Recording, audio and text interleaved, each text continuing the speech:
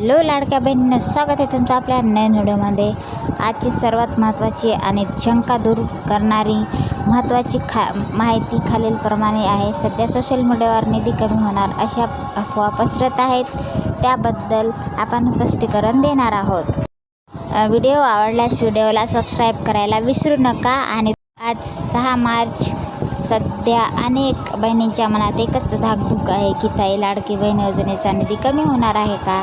काही ठिकाणी चर्चा सुरू आहे की बजेटमुळे पैशात कपात होणार, पण बहिणींनो घाबरू नका। आज मी तुम्हाला यामागचं पूर्ण सत्य सांगणार आहे। सर्वात आधी हे लक्षात घ्या की सरकारने निधी करण्याबद्दल कोणताही अधिकृत निर्णय घेतलेला नाही आहे। आदिती तटकरे यांचे आश्वासन तुम्हाला सांगते। महिला व बालविकास मंत्री आदिती तटकरे यांनी यापूर्वी स्पष्ट केले आहे की जानेवारी महिन्याचा सन्मान निधी वितरणाची प्रक्रिया 23 फेब्रुवारीपासून सुरू झाली आहे। टप्प्याटप्प्याने वितरण होईल। निधी कमी होण्याऐवजी तो सर्व पात्र लाभार्थी महिलांच्या आधार संलग्न बँक खात्यात सुरक्षितपणे पोहोचवण्यावर सरकारचा भार आहे। 9,000 रुपयांचे नुकसान टाळा। निधी कमी होण्याची भीती बाळगण्यापेक्षा तुमची EKYC पूर्ण आहे का हे तपासा। जर EKYC नसेल तर मात्र तुमचे 9,000 रुपयेपर्यंत नुकसान होऊ शकते। दुरुस्ती यादीत ज्यांना EKYC दुरुस्तीचा मेसेज येत आहे त्यांनी हे समजून घ्या की तुमचा अर्ज रद्द झालेला नाही आहे, फक्त तांत्रिक प्रक्रिया सुरू आहे।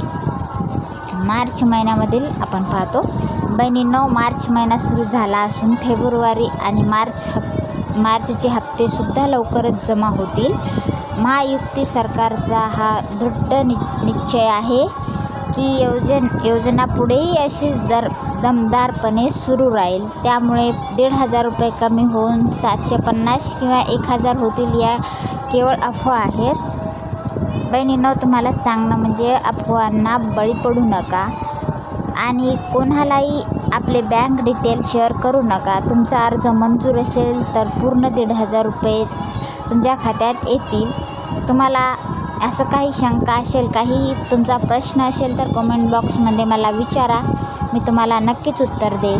अशाच खऱ्या आणि लेटेस्ट अपडेटसाठी आपल्या चॅनलला सबस्क्राईब करा आणि शेअर पण करायला विसरू नका। धन्यवाद।